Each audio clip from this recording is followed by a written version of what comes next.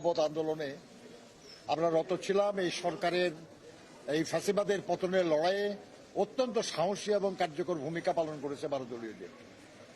তো আমরা আজকে আমি আমাদের মহাসচিব মির্জা ফখরুল ইসলাম আলমগীর, বেগম সেলিমা রহমান, আব্দুল ওয়াল মিন্টু সহ আমরা 12 দলীয় জোটের শীর্ষ নেতৃবৃন্দের সঙ্গে বসছিলাম।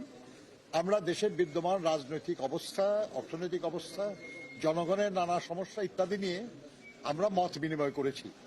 এই ধারাবাহিকতায় আজকেও আবার এর খানিকক্ষণ পরে আর একটা আপনার সমমনা জোটের সঙ্গে আমরা বসবো, এরপরে লেবার পার্টির সঙ্গে বসবো এবং আপনার এলডিপির তারা তাদের মূল নেতারা 2-1 বাইরে আছেন ঢাকার, সেজন্য তারা ফেরার পরে 2-1 দিনের মধ্যে বসবো। এই আলোচনার প্রেক্ষিতে আমরা কিছু করণীয় কোনো সিদ্ধান্ত হলে সেটা আমরা আপনাদেরকে পরে জানাবো এবং সেখানে যখন জানাবো তখন আমরা সবাই থেকেই জানাবো আপনাদেরকে।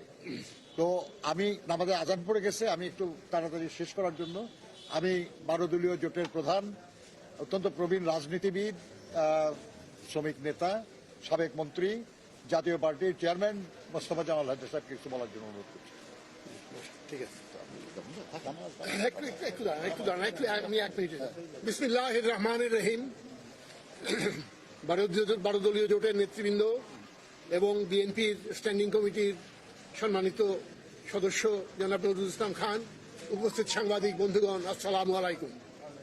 আপনারা জানেন আমরা এখানে বিএনপি অফিসে আজ সুদীর্ঘক্ষণ যাবৎ বিভিন্ন বিষয়ে, বিশেষ করে বর্তমানে দেশে যে উদ্ভূত রাজনৈতিক পরিস্থিতির পরিপ্রেক্ষিতে আমাদের আগামী দিনের বিভিন্ন কর্মসূচি কি হওয়া উচিত ইত্যাদি বিষয়ে আমরা নিজেদের মধ্যে কথা বলেছি, কিন্তু আমরা কোনো চূড়ান্ত সিদ্ধান্তে উপনীত হই নাই।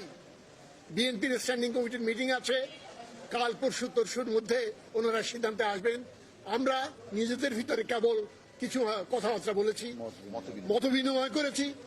সাংবাদিক বন্ধুগণ, আপনাদের কাছে আমি শুধু বিনীতভাবে এই কথাটুকুই বলতে চাই যে 12 দলীয় জোট এবং বিএনপি এবং দেশের ফ্যাসিবাদ বিরোধী যে রাজনৈতিক শক্তিসমূহ দীর্ঘদিন যাবৎ যে আন্দোলন করে এসেছে, আমাদের সেই আন্দোলনের এবং সেই ঐক্যের প্রয়োজনীয়তা ফুরিয়ে যায় নাই।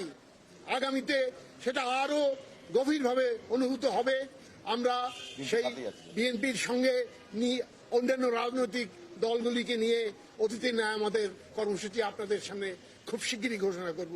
আপনাদের সকলকে ধন্যবাদ। আসসালামু আলাইকুম।